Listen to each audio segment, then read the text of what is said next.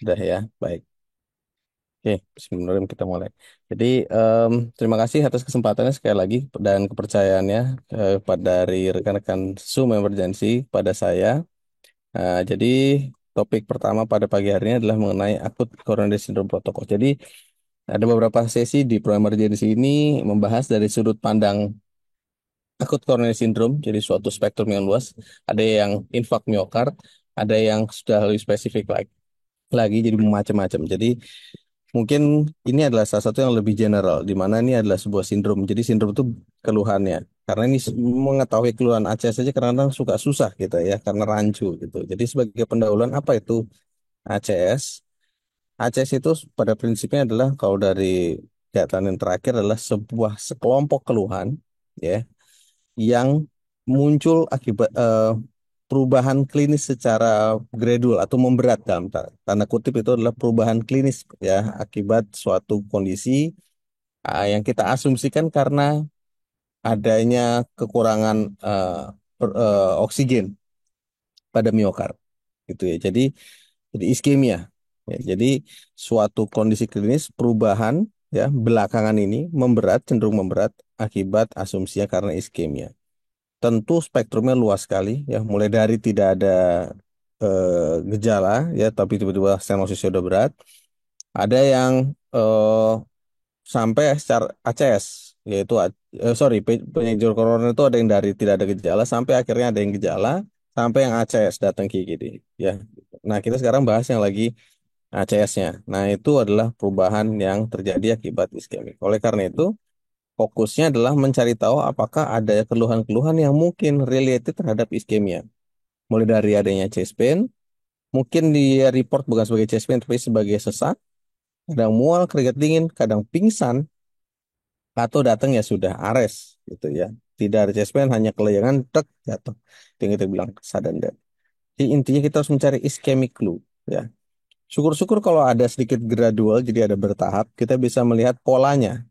Jadi kita berusaha menganamnesis dengan asumsi bahwa penyakit jantung koroner itu adalah proses bertahap menyempitnya pembuluh darah. Jadi kita bisa lihat dari yang warna biru ini, dia gradual, perlahan-lahan ya. Perlahan-lahan, dia mulai menyempit. Ini yang kita sebut sebagai sindrom koroner kronik. Jadi makin tahun kok saya makin pendek jarak jalannya, naik tangga udah mulai nggak kuat, dan seterusnya. Suatu ketika dia datang ke IGD karena, dok, tadi jam 3 pagi saya bangun wudhu, keringat dingin, nggak kuat, saya datang ke IGD, dok. Gitu. Ada yang bisa cerita gitu, ada yang begitu sakit luar biasa keringat dingin, dan nggak bisa ngomong lagi di antara sama keluarganya. Gitu. Tapi intinya apa? Ada suatu perubahan mendadak dari yang proses gradual, mungkin setiap tahunnya annual check up dulunya 10 menit, turun 8, turun 6, nah, dan dengan ada perubahan EKG itu kita mungkin bisa elektif pemeriksaan ya. Tapi kadang-kadang ada yang hitungan menit, hitungan jam datang ke IGD karena perubahan yang mendadak. Itu adalah ACS. Tentu akan ada panduan bagaimana kita men-treat seberapa agresif kita, gitu ya. Jadi prinsipnya adalah pertama, apakah chest pain ini angina? Berarti kita harus tahu bahwa ini kemungkinan polanya adalah supply and demand, di mana memang kalau misalkan dia ada demand yang berlebih, olahraga, exertion begitu, dipaksa baru dia nyeri, ya. Atau ada yang pada ACS head rest, istirahat pun dia nyeri, ya. Tapi yang jelas karakteristik selain polanya adalah biasanya, biasanya ya, biasanya adalah dia nyeri di dada retrosternal.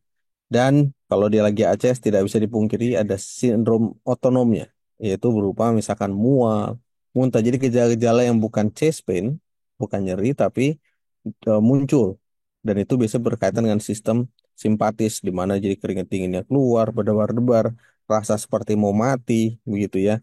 Di mana pasien kemudian panik dan seterusnya. Jadi ini akan jadi panduan dan begitu juga dengan polanya. Biasanya saya kuat jalan 500 meter, baru tadi pagi ke kamar mandi saya nggak kuat. Itu udah clue bahwa ini adalah progresif dan itu kita harus address sebagai angina, sebagai ACS meskipun mungkin bukan keluhan yang nyeri-nyeri sekali, tapi dia ada progresivitas. Gitu. Itu sudah termasuk ACS. Ya. Dengan jangan lupa juga pada saat pasien datang ke IGD dengan nyeri yang dramatis, pikirkan kemungkinan lain yang juga sama seriusnya, yaitu diseksi aorta. Kenapa saya pasang ini di awal? Karena kadang-kadang kita begitu sensitif terhadap diagnosis ACS yang membutuhkan pengencer darah, antiplatelet, antitrombotik. Tapi kita lupa bahwa ada penyakit yang tidak boleh dikasih pengencer darah, yaitu adalah diseksi aorta dan kelompoknya itu akut aortic syndrome. Ya. Memang ini bukan scoop pada hari ini, tapi ini untuk kita awareness ya, untuk kesadaran kita bahwa hati-hati, ada diagnosis banding yang istilahnya penggunaan pengencer darah itu kontraindikasi ya. Khususnya pada pasien apa? Dengan deskripsi nyeri yang dahsyat, tensi yang tinggi ya dan kadang-kadang nyerinya dibilang seperti ditusuk atau disobek.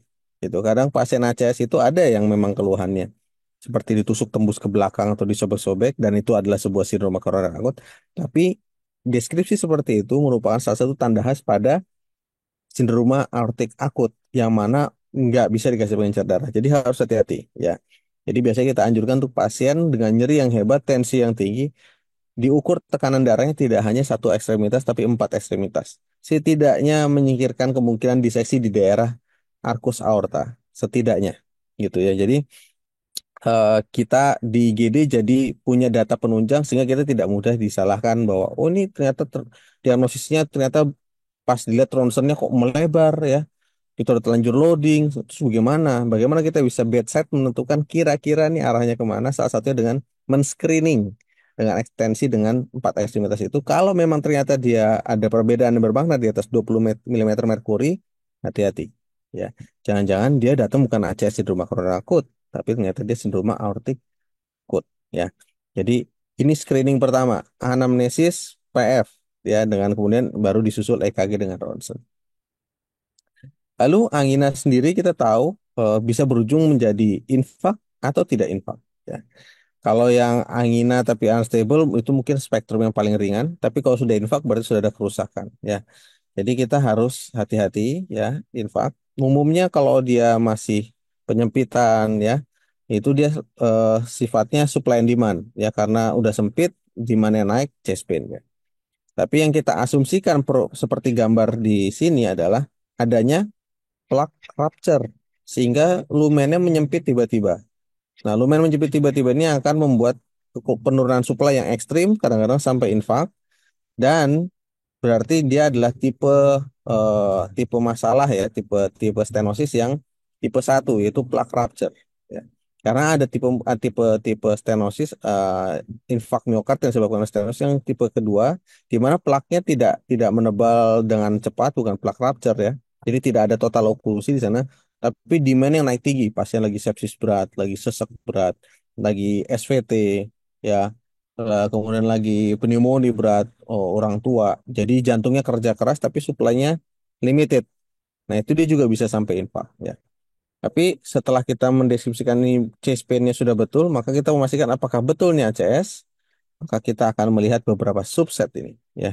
Nyeri yang berkepanjangan, tidak menghilang dengan istirahat, belum pernah nyeri sebelumnya masih muda tapi nyeri luar biasa keringet dingin muntah-muntah, itu kita harus anggap serius sampai terbukti aman ya.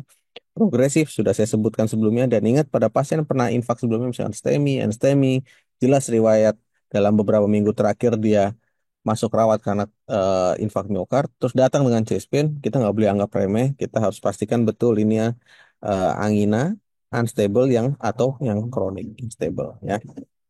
Nah, setelah betul bahwa dia angina, jadi cardiac origin ya, penyebabnya jantung. Kedua, kita pastikan dia sindroma koroner akut. Maka next kita buktikan apakah dia ada kerusakan. Mau tidak mau, kerusakan ini dinilai dengan dua hal, yaitu EKG dan lab enzim. Ya.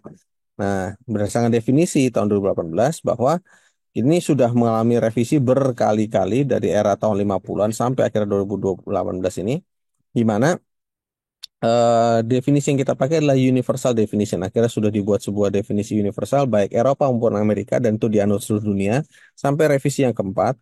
Dan tapi pada umumnya dia adalah menunjukkan adanya klinis. Yang kedua ada bukti imaging kalau misalkan ada imagingnya pencitraan. Yang ketiga bukti infak dengan penggunaan lab ya. Tan- Hanya satu jenis infak yang bisa kita buktikan tanpa lab itu adalah ST elevasi. EKG insya Allah akan EKG ST elevasi sinkron dengan infak miokard.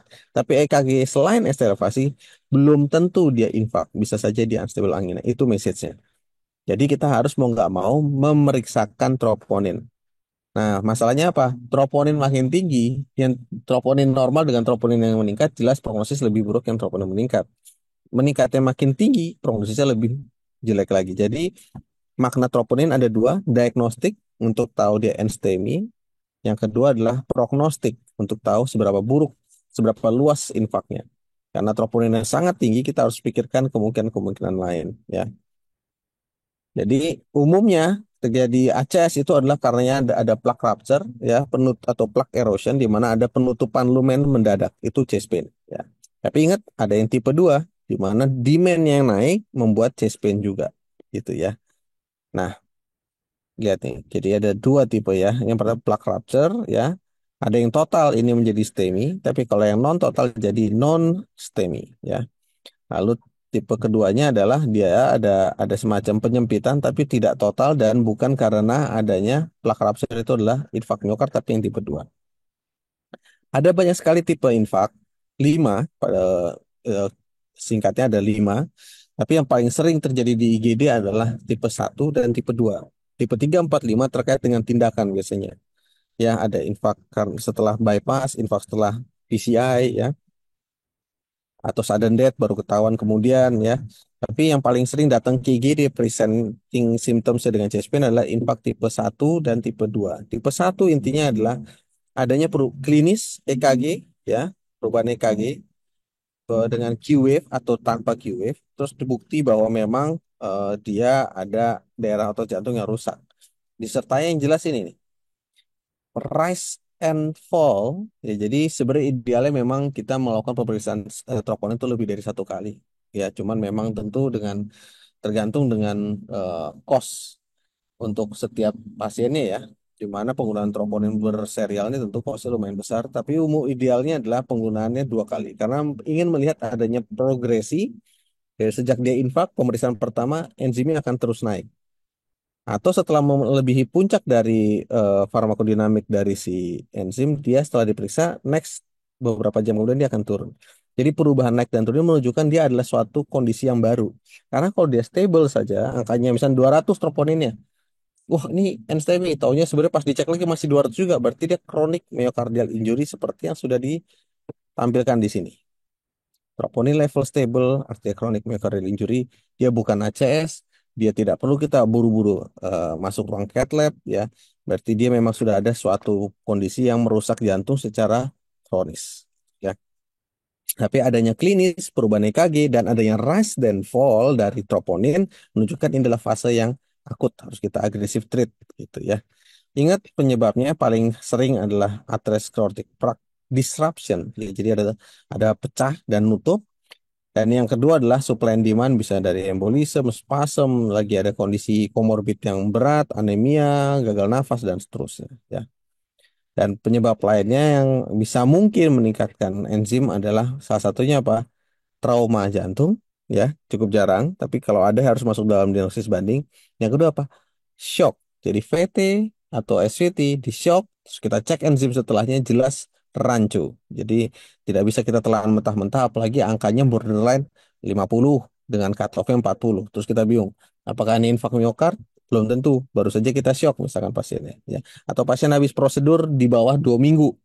Karena umumnya enzim itu akan masih ada kenaikan, baru akan terbuang sepenuhnya itu sekitaran seminggu sampai 2 minggu ya.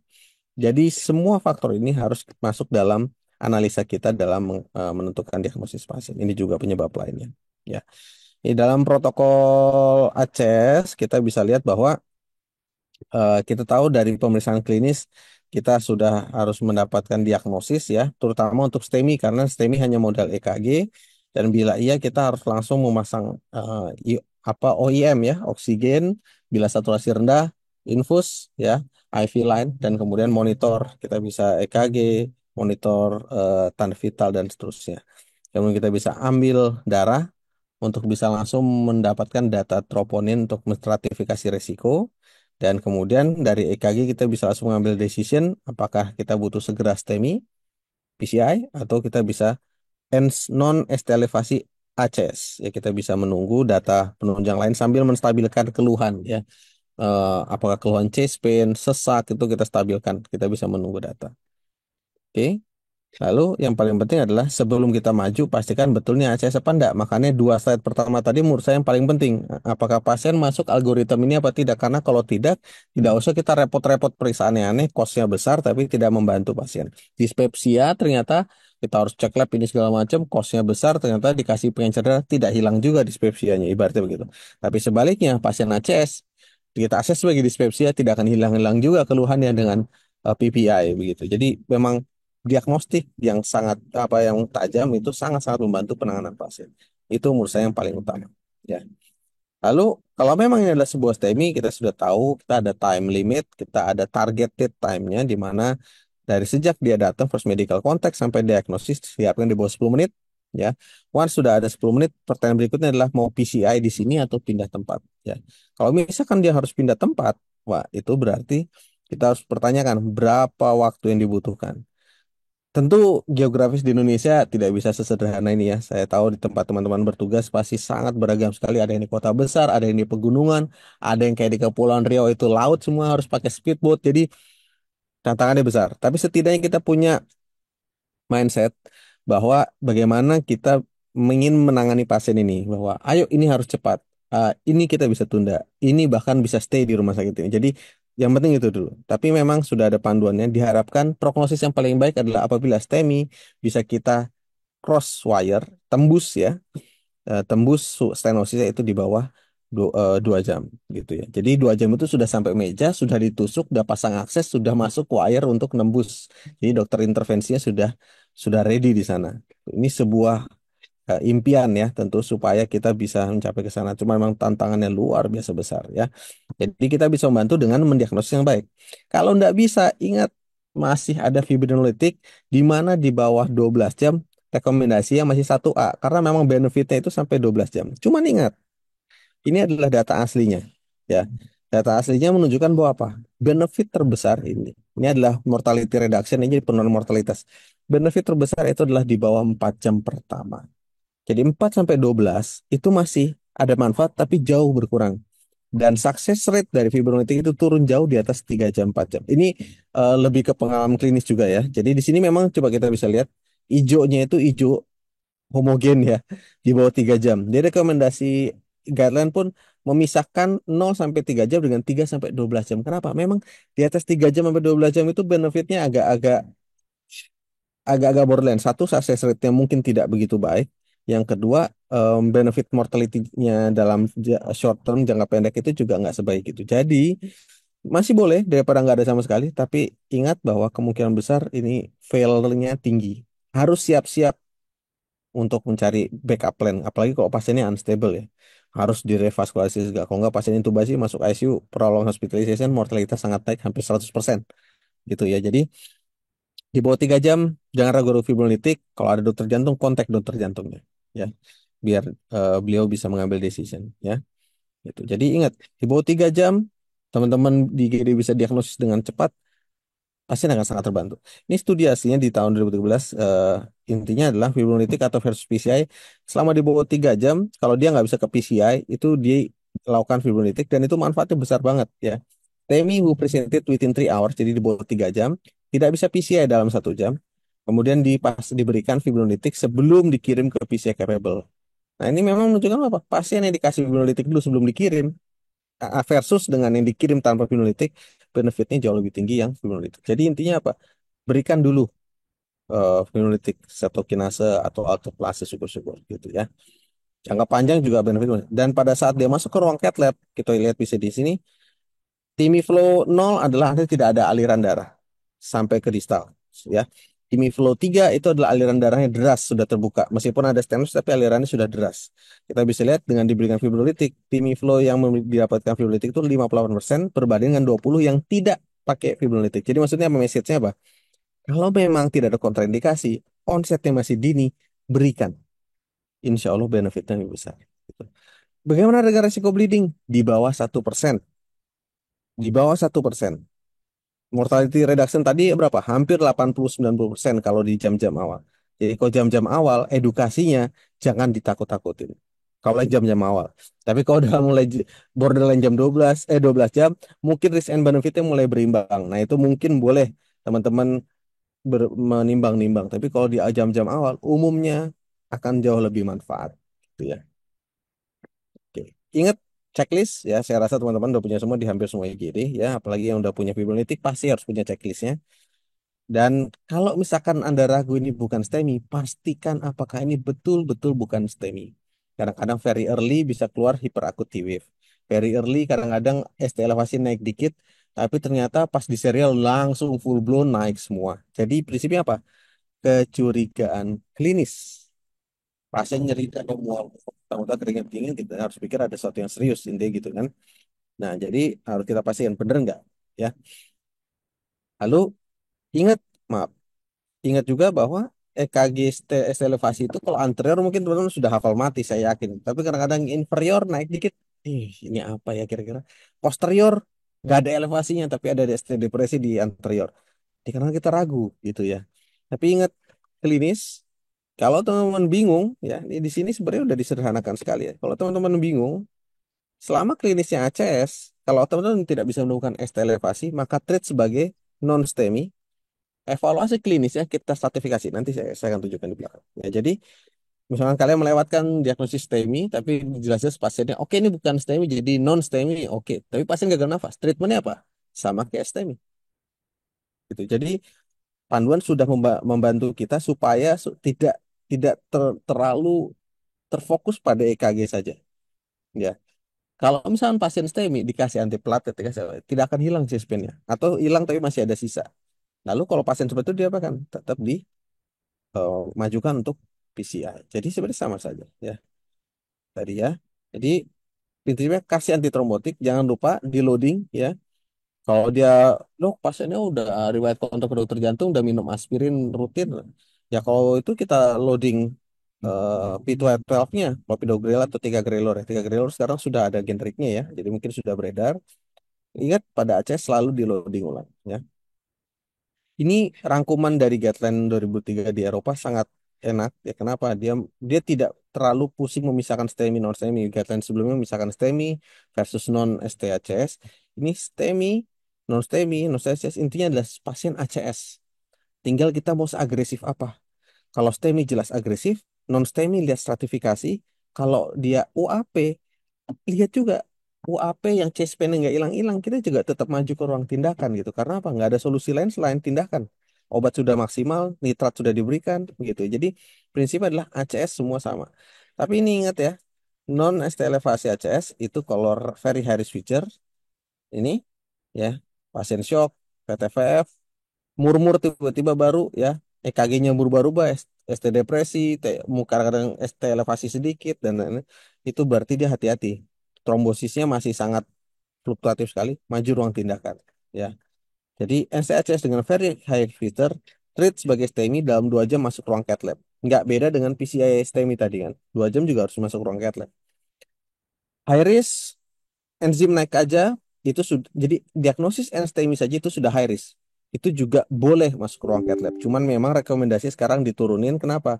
Karena benefitnya rutin PCI dengan diagnosis NSTEMI tidak selalu memberikan hasil. Lihat kembali ke klinis dan profil pasiennya ya.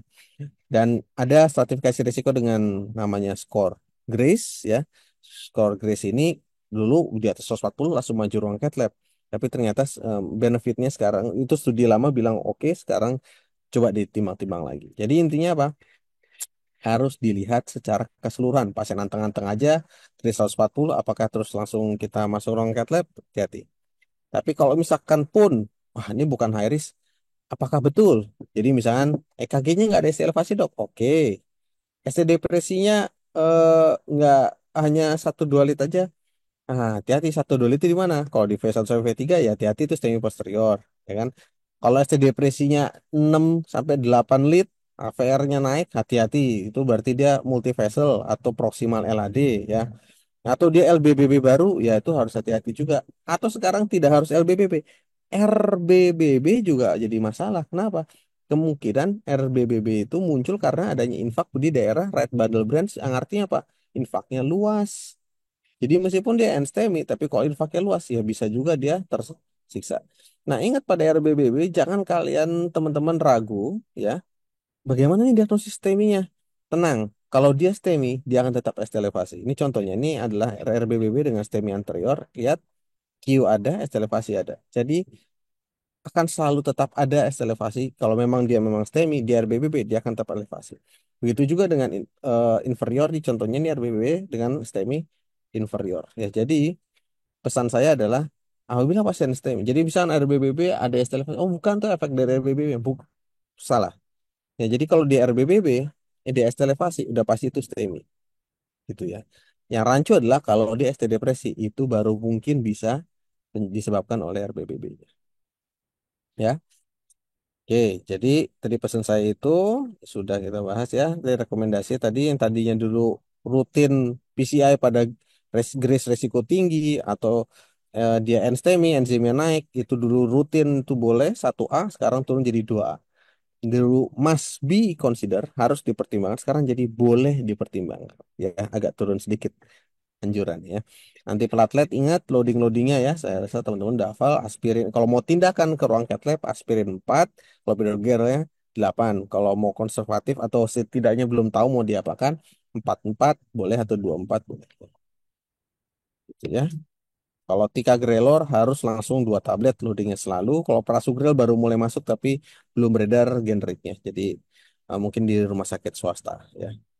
Ingat, ini juga rekomendasi berubah di tahun 2023, meskipun agak debatable ya. Jadi kalau di luar negeri sana ada obat-obat yang onset kerja anti plateletnya kerjanya cepat. Jadi kalau emang dia mau tindakan baru kita loading on di cath lab. Cuman di kita kan nggak bisa. Jadi mau nggak mau, misalnya apalagi pakai clopidogrel, loading dari IGD oke. Ya makanya ini nggak serta-merta bisa langsung diterapkan. Rekomendasi yang tadinya rutin 1A harus jadi boleh ya 2B di kita masih boleh diberikan ya.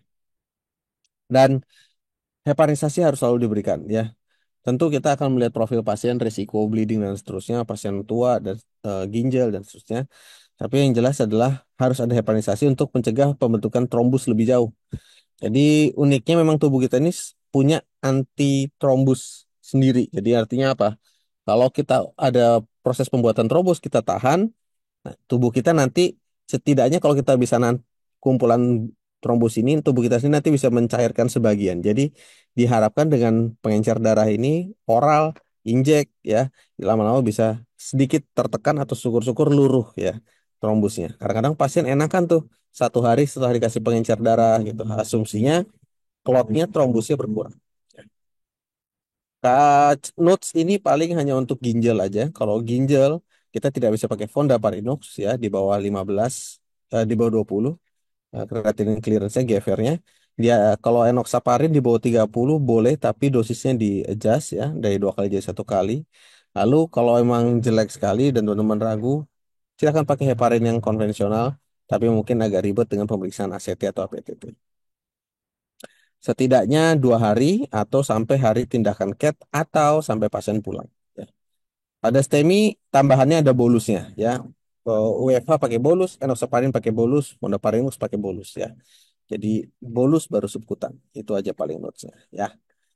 Nah, jadi itu tadi knowledge-nya, protokolnya ya. Jadi pertanyaan berikutnya adalah saya ada beberapa kasus, mungkin nanti tertarik untuk melihat ya. Jadi apakah ini STEMI? Clue-nya saya adalah berdasarkan literatur dengan pengalaman 3, evolusi, resiprokal, dan morfologi dari estelasi itu sendiri. Jadi ini beberapa kasus. Yang pertama, ini kasus nih, 59 tahun perempuan, anginanya khas banget ya. Dia onsetnya sekitar 2-3 jam di EKG, assessment awalnya adalah NSTEMI. Ya, loading semua sudah dikerjakan. Tapi pas saya lihat kok kayaknya EKG-nya ini kurang cantik ya. Coba lihat ST depresi ya. Troponin T-nya bagus ya. ST depresi ada ya makanya dibilang STEMI. Tapi ternyata 2-3 AVF-nya kok sorry. Nah, V2-nya depresi di V2. Nah, saya bilang coba EKG serial. Serial EKG berikutnya kemudian langsung kelihatan apa? Kita lihat di sini ada nah, AVR naik ya. Kemudian dia ada depresi di 2-3 VEP ya. Kemudian ternyata pasiennya mengalami STEMI inferior posterior ya. Di sini agak susah ya. Sorry, bukan infraposterior. Ini adalah STEMI posterior isolated ya. Lihat teman-teman di sini. Ini V2 V3-nya depresi. EKG posteriornya menambahkan mulia ST elevasi sedikit sekali.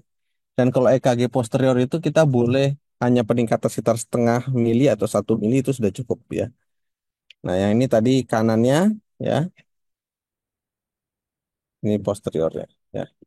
Jadi pasien kemudian di CAT, kemudian didapatkan bahwa ada subtotal occlusion pada RCA, cuman karena dia multivessel disease jadinya dianjurkan bypass ya. Troponin T-nya naik ke 1400. Jadi EKG ST depresi di anterior ini hati-hati ya. Ini kemungkinan STEMI infraposterior ya. Lalu case kedua, 48 tahun, angin nahas, kemudian dia hipotensi. Dia bilang kalau cuman nyeri-nyeri dada aja sampai hipotensi kayaknya nggak mungkin ya, ada sesuatu yang lain ya. EKG seperti ini. Mirip-mirip juga nih. Ada ST elevasi sedikit tapi kayak borderline ya di 23 AVF nih. Terus kemudian di sini ada ST depresi kecil di V2 nih ya. Saya bilang onset masih awal, coba serial. Pas di enzim juga bagus. Pas di serial apa yang terjadi? Jreng ya. 23 AVF naik, ST depresinya turun. Ingat, bila onset masih dini dan teman-teman ragu, ulang. Tidak akan pernah disalahkan ya. Dan itu akan membantu DPJP jantung juga untuk mengambil keputusan apakah betulnya CS atau bukan ya. Terus kemudian akhirnya kita fibrolitik, apa yang terjadi? Alhamdulillah ST elevasinya turun ya. Chest pain nyaris nol kala itu ya. Jadi sukses fibrolitik, kemudian dimasuk ke ruang cath lab, memang ada stenosis yang sudah terbuka, Timiflu 3 sudah sesuai literatur ya, membantu fibrolitik, membantu flow dan single vessel disease ya, hanya satu buah stent dipasang di satu pembuluh darah. Lancar, pasien pulang ya. Jadi ingat kalau udah 1 2 hari atau sorry kalau masih masih awal, kadang-kadang elevasinya itu titik J-nya ini ya sudah mulai naik kecil dan sudah mulai hiperakute. Hiperakutenya asimetris, beda sama kalium ya. Kalium itu dia simetris begini. Ini dia ada elevasi dengan hiperakute, T-nya juga tinggi ya. Jadi itu menggambarkan seberapa jauh dia iskemis ya. Oke, ingat di bawah 3 jam fibrinolytik ya. Nah, ya, tadi saya udah mention bahwa hati-hati kalau dia tipe ACS yang karena riwayat infak atau riwayat PCI sebelumnya karena di bawah satu ya di bawah 1 minggu masih ada peningkatan troponin. Jadi kadang-kadang ya bisa aja teman-teman mendiagnosis enstemi padahal itu masih terus penurunan atau bahkan udah stabil gitu ya, sisa dari tindakan sebelumnya. Saya coba ajukan beberapa kasus lagi. Ini cukup unik ya. Pasien dirujuk dari puskesmas di gunung sana. Kemudian pasiennya itu dibilang nyeri dada. Tapi dia riwayat demam dengan batuk-batuk. Onsetnya sudah di atas 6 jam. Asumsinya tes elevasi sudah muncul dengan nyata. Tapi di sini kita bisa lihat tes elevasinya aneh distribusinya. Tidak sesuai distribusi inferior, anterior, posterior, dan lain-lain. Terus kita serial. Thread. Nah, teman-teman familiarkah dengan tanda seperti ini? Delete V2, V3.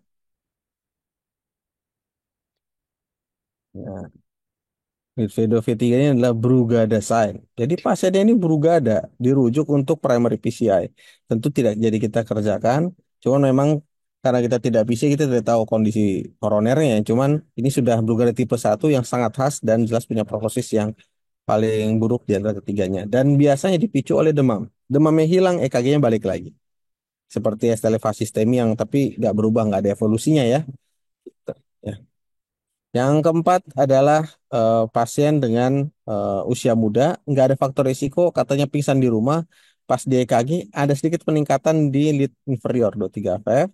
Pasien sempat mau dirujuk STEMI, tapi setelah dikonsulkan kita observasi, ternyata pasiennya itu ada masalah psikosomatis. Jadi chest pain-nya bukan karena kardiak, di EKG serial juga tidak ada perubahan. Itu adalah namanya early repolarization pattern. Jadi ada sedikit takik atau notch di sini ya di titik J ini. Jadi ini bukan ST sama sekali. Seri morfologinya tidak cocok, evolusinya tidak ada, klinis juga tidak mendukung. Jadi jelas bukan ACES.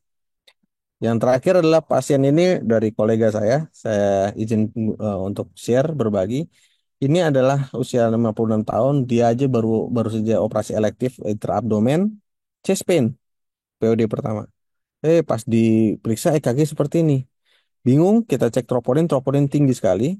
Pas besok mau direncanakan untuk tindakan, EKG berubah sama sekali. Ya, EKG berubah, yang tadinya ST elevasi, ST depresi berubah jadi T inversi saja.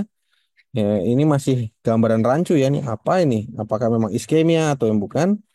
Pas dicek troponin I-nya 3.700 dari yang mungkin cutoff-nya hanya 0,4 gitu ya atau 4 gitu ya, single digit. Ini sangat ekstrim. Tapi pas di CAT dia normal coronary arteries mulus.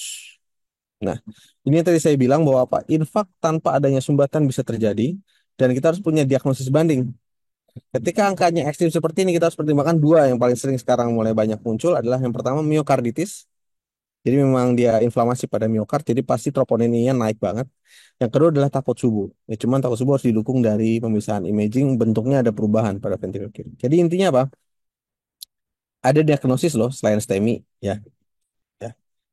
Nah, in- selain STEMI, selain plak rupture gitu, namanya MINOCA. Ya.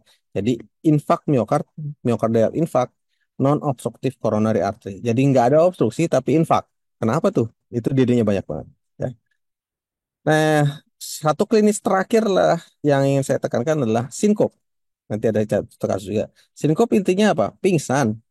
Pingsan tapi kondisinya balik normal, singkat, nggak ada sequel. Kalau ada sequel, stroke. Ya. Kalau nggak ada sequel, singkat, nggak ada masalah, itu sinkop. Nah, sinkop penyebabnya banyak. Bisa kayak sinkop di upacara, sinkop karena udah tua berdiri pingsan, atau karena aritmia. Ya.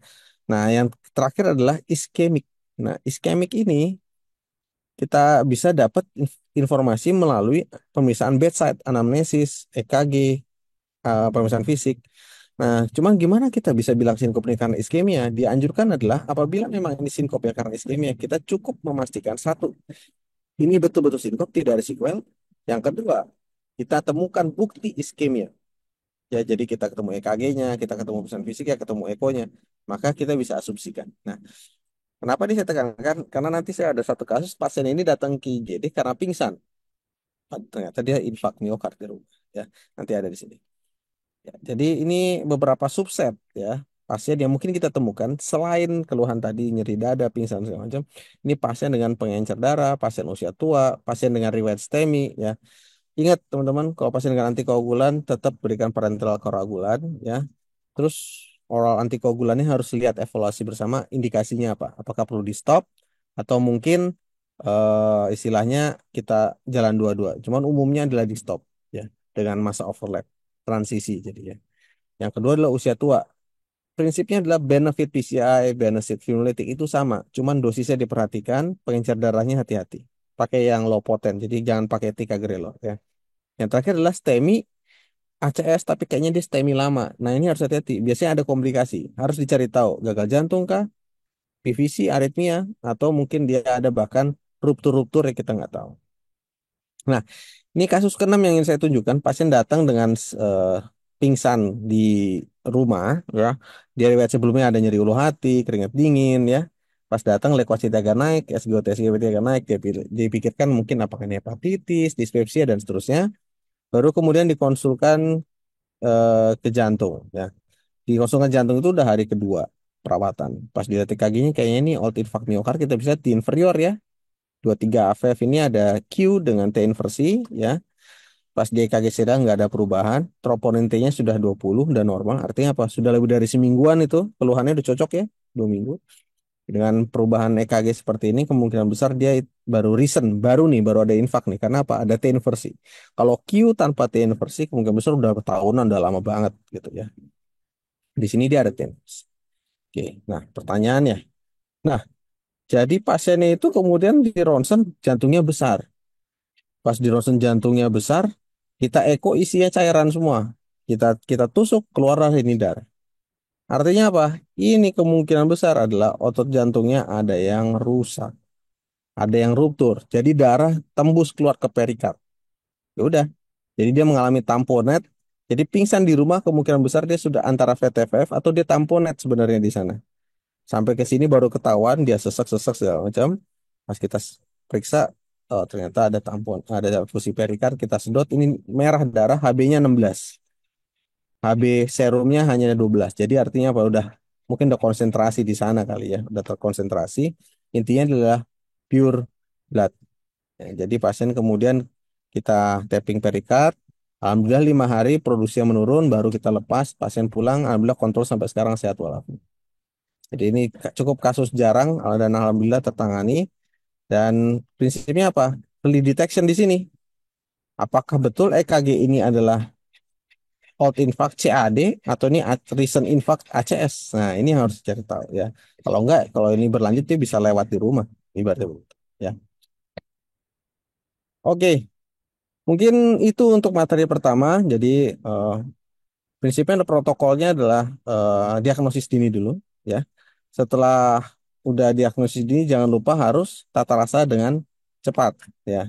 Tata rasa dengan cepat juga harus tepat, jangan sampai meleset terlalu agresif atau terlalu konservatif, ntar malah undertreated, ya. Di IGD memang semua harus agak lebih parnoan lah istilahnya ya. Kita harus agak lebih hati-hati, ya. Oke, mungkin itu saja dari saya. Terima kasih. Wassalamualaikum warahmatullahi wabarakatuh. Oke, itu untuk materi